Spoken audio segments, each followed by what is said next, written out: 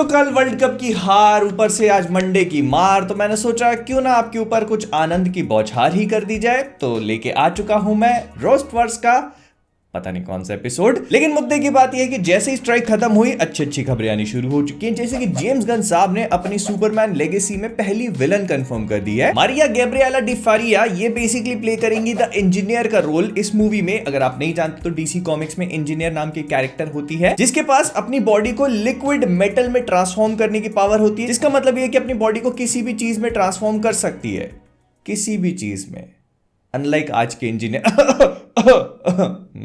और जहां तक मुझे लगता है तो ये कैरेक्टर यहां पर खत्म नहीं होने वाली। प्रोबेबली इसको अथॉरिटी मूवी में भी आगे बढ़ाया जाएगा बिकॉज कॉमिक बुक्स में अथॉरिटी की मेंबर होती है। लेकिन भगवान ना करे आप नेटफ्लिक्स के किसी भी शो से दिल लगा बैठो, क्योंकि उसका दूसरा सीजन खत्म होते ही उसका गला रेत देते हैं ये लोग। इनके अतः बड़े कैंसिल्ड शोज के कब्रिस्तान में शैडो एंड बोन नाम का शो भी अब शामिल हो चुका है, क्योंकि उसको सीजन 2 के बाद इन लोगों ने कैंसिल कर दिया। खैर अच्छा, इसी बहाने लोगों को फाइनल सीजन जल्दी देखने को मिल गया। फिर इसके बाद स्वागत है आप सभी का हमारे इस हफ्ते के नए सेगमेंट में, जिसका नाम मैंने रखा है जॉर्ज आर मार्टिन उर्फ जॉर्ज रंगरलिया मार्टिन सेगमेंट। क्योंकि ये आदमी सब कुछ करेगा सिवाय अपनी किताबें लिखने के, क्योंकि हाल ही में इन्होंने अनाउंस किया है कि इनकी गेम ऑफ थ्रोन्स किताबों के 8 स्पिन ऑफ शोज डेवलपमेंट में हैं।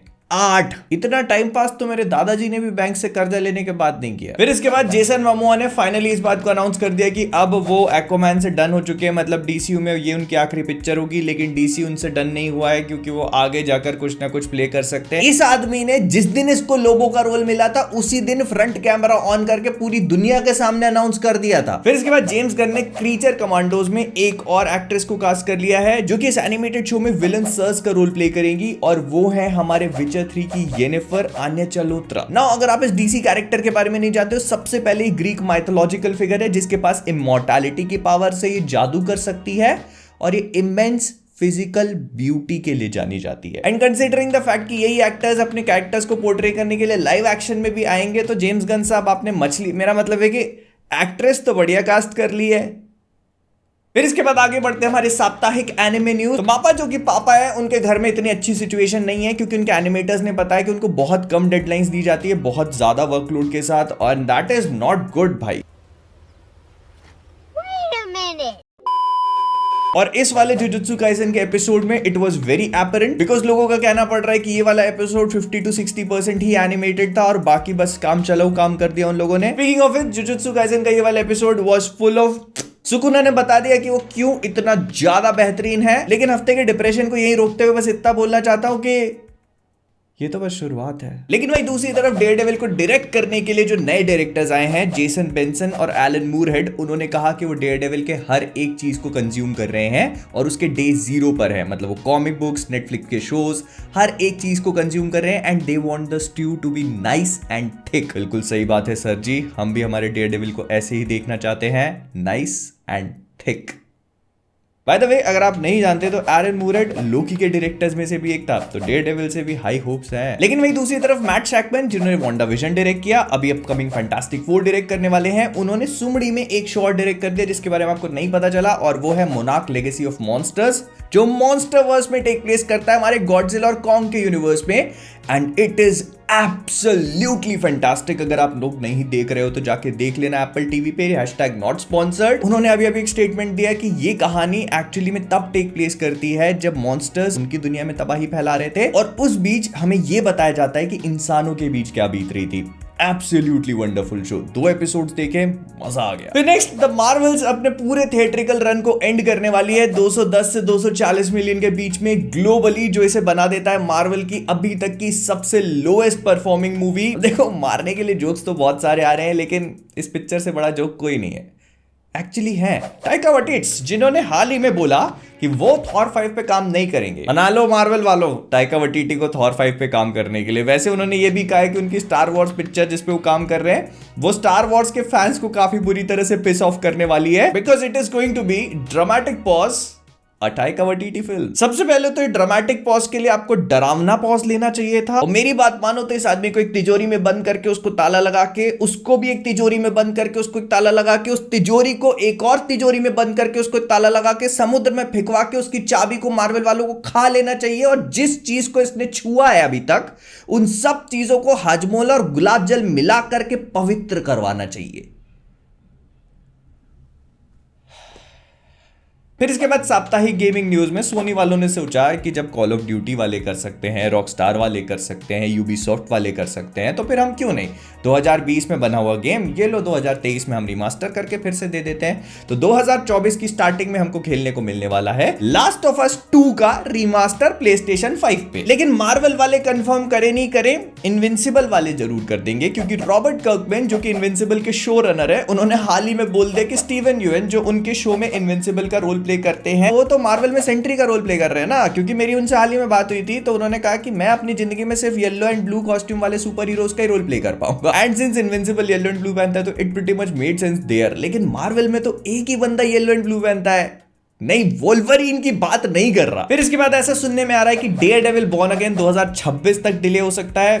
ये ज्यादा हो जाएगा थोड़ा, मुझे पर्सनली ऐसा फील होता है कि 2025 सही रहेगा, क्योंकि मैं पर्सनली डेयरडेविल को अपने डंडे से गुंडों की पिटाई करते हुए नहीं देखना चाहता जब कैंग या डॉक्टर डूम अपना डंडा लेके एवेंजर्स के छोड़ देते हैं। फिर इसके बाद वेनम 3 का प्रोडक्शन स्टार्ट हो चुका है और इसका अनाउंसमेंट टॉम हार्डी ने एक बढ़िया सी फोटो के साथ किया। और अगर आप नोटिस करोगे तो इसमें टॉम हार्डी ने वही कपड़े पहने जो उन्होंने स्पाइडरमैन नो वे होम में पहने हुए थे। और यहाँ पर सोनी वाले अपना फिर से वही खेल खेलने की कोशिश कर रहे हैं कि हम एमसीयू से हमारी पिक्चर को कनेक्ट कर रहे हैं। भाई देखो, हम अब आपके बेटिंग कल्चर में नहीं फंसने वाले। हमको पता है कि ये पिक्चर वहीं से शुरू होगी जहां पर नो वे होम खत्म हुई। लेकिन असली सवाल ये पैदा होता है कि इस पिक्चर का नाम वेनम 3 क्यों है?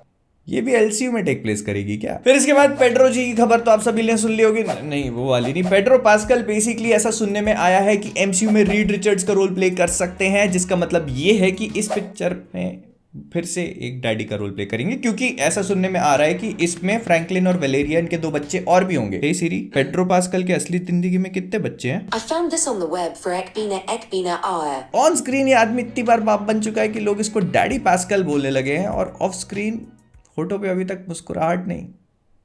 फिर स्वागत है आप सभी का हमारे साप्ताहिक जेफ लवनेस सेगमेंट में। जेफ लवनेस जो थे भाई साहब, वो पिछली बार हमने बात करी थी कि एवेंजर्स कैंग डायनेस्टी से हटाए जा चुके हैं। तो उनके बाद शैंग-ची के डायरेक्टर जो कि कैंग डायनेस्टी पे भी काम कर रहे थे, डस्टिन डेनियल क्रेटिन, वो भी अब इस मूवी को छोड़ चुके हैं। अब इस पे मैं ऑलरेडी बात कर चुका हूँ, नहीं देखा हो तो यहाँ पे लिंक फ्लैश हो रही होगी, उस पे जाके एक बात देख लेना। लेकिन इस बात से एक बात तो समझ में आ जाती है कि जेफ लवनेस वो जुलाब की गोली है जो एक बार ले ली तो तुमको तब तक दस्त कराएगी जब तक तुम्हारी पिक्चर डिहाइड्रेट होकर एक मटर का दाना ना बन जाए। लेकिन सारी बुरी खबर नहीं है, एक बहुत ही माइंड ब्लोइंग खबर लेके आया हूं आपके लिए, और वो ये है कि माइकल वॉल्ड्रॉन, मतलब जो हमारे doctor strange in the multiverse of madness के राइटर है, वो क्रिस्टोफर मार्कस और स्टीवन मैकफ्रीली के साथ काम कर रहे हैं एवेंजर्स कैंग डायनेस्टी और सीक्रेट वॉर्स के लिए। और अगर आप इन लेजेंड्स के बारे में नहीं जानते तो मैं आपको बता देता हूं कि वही बंदे हैं जिन्होंने Captain America Winter Soldier, Captain America Civil War, Avengers Infinity War और एवेंजर्स एंड गेम लिखी थी रूसो ब्रदर्स के साथ। तो अगर ये लोग अब इन बड़ी मूवीज पे लिखने का काम कर रहे हैं तो या finally we are moving in the right direction I think. लेकिन वहीं दूसरी तरफ बोला जा रहा है कि थॉर 5 पे काम किया जा रहा है, टाइका वाइटिटी उसके साथ इन्वॉल्व नहीं होंगे, लेकिन क्रिस हेम्सवर्थ होंगे। अच्छी बात है, आई फील हैप्पी, होना भी चाहिए। इतना भी नहीं। लेकिन वहीं एक दूसरी दुख वाली खबर भी आ जाती है, क्योंकि ऐसा बोला जा रहा है कि सोनी वाले अपने यूनिवर्स को एमसीयू के साथ मर्ज करने का सोच रहे हैं, जो उनके स्पाइडरमैन का यूनिवर्स है। मतलब स्पाइडरमैन 4 जो आएगी उसमें हमारा टॉम हॉलैंड का स्पाइडरमैन प्रोबेबली सोनी की यूनिवर्स पे घुसने वाला है। बस यही देखना बाकी रह गया था। मतलब जो लाश बन चुके हैं उनको तो कब्रिस्तान में पोस्टमार्टम करके उनकी नीलामी करी ही जा रही है, लेकिन जो जिंदा घूम रहे हैं उनकी भी कबर खोदने की जुगाड़ बना ली इन्होंने। और ऐसा बोला जा रहा है कि ये जो कनेक्शन है ये हमको मैडम वेब मूवी से देखना शुरू होने को मिल जाएगा। मैं तो देखूंगा ही नहीं, तो कनेक्शन ही नहीं दिखेगा, सिंपल। लेकिन थोड़ा सोनी से ऊपर उठ के हमारे साप्ताहिक डेडपूल सेगमेंट पे आते हैं, क्योंकि यहां पर काफी इंटरेस्टिंग न्यूज है। सबसे पहले तो मिठाइयां और जश्न की तैयारियां करवा लो मामा, क्योंकि कल से डेडपूल 3 की फिल्मिंग चालू होने वाली है। एंड व्हेन आई से कल से, तो मतलब कल से शुरू होने ही वाली है। और इसकी खुशी में हमारे ह्यूज जैकमैन ने एक वर्कआउट करते हुए वीडियो भी शेयर किया, जिसमें उनकी जान सूख रही है लेकिन बंदा डेडलिफ्ट कर रहा है। लेकिन इसके अलावा एक बहुत ही मस्त सी खबर भी घूम रही है इंटरनेट की। डेडपूल में हमें 2 ब्लेड देखने को मिलेंगे, मतलब 2 ब्लेड के अलग अलग वेरिएंट्स देखने को मिलेंगे। And I personally don't think that is going to happen, specially after all the rewrites that Blade has been going through, क्योंकि इनको पागल कुत्ते नहीं काटा होगा अगर ये मार्शाल्लाह अली के ब्लेड को इस पिक्चर में भी लेके आएंगे, तो इसको भी रीराइट थोड़ी ना करवाना है 5 बार। खैर, तो ये थी इस हफ्ते की सारी बड़ी न्यूज। अब कल जो कांड हुआ उससे बाहर तो निकल नहीं सकते, लेकिन आरसीबी फैन हूं जल्दी ऊपर जाऊंगा। उम्मीद करता हूं आपकी भी रिकवरी सून हो। लेकिन अगर आपको ये वीडियो पसंद आया हो तो लाइक कर देना, शेयर कर देना। With that being said, video को यहीं पर अप करेंगे। कॉमिक क्वेस्ट पे नए हो सब्सक्राइब करना मत भूलना। तो जाने से पहले कॉमिक क्वेस्ट से मैं हूं मोहित और आप सभी लोग एज ऑलवेज वर्ल्ड कप का गम कैसे मिटाएं, कोई कमेंट्स में बता दो।